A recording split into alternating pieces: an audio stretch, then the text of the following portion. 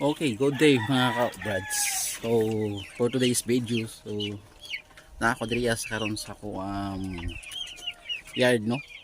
So, mo ni siya mini yard, brad Chris mini yard. So, napay broiler chicks diri ah. So, may pantalin siya.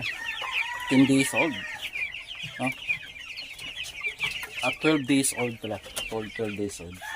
Then, dira sad tayo almost 1 month nga mga harvest sonon, no? So actually nag partial harvest ko diriya. So mao lang sa niya sobra. So 35 heads ni siya. Then ang karon nabili is 15 heads na lang. So mao ni.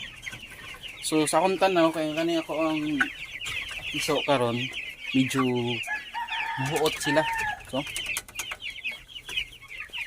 So maghuot sila diriya kay 48 heads ni sila karon. So inigdag ko ay maybe maghuot din sila. So ang akong gibuhat is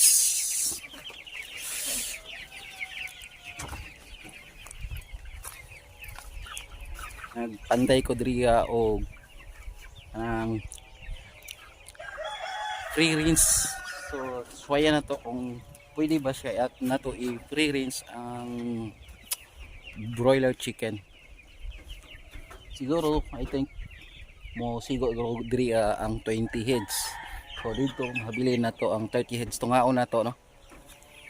So extension lang ko gamay sa ako ang payag ang ibuhat para sa manok.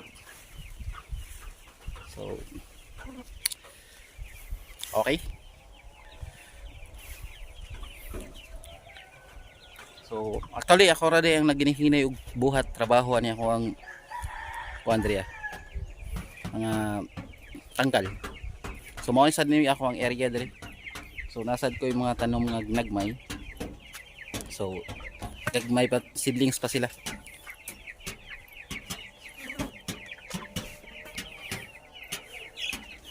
Right, thank you and God bless.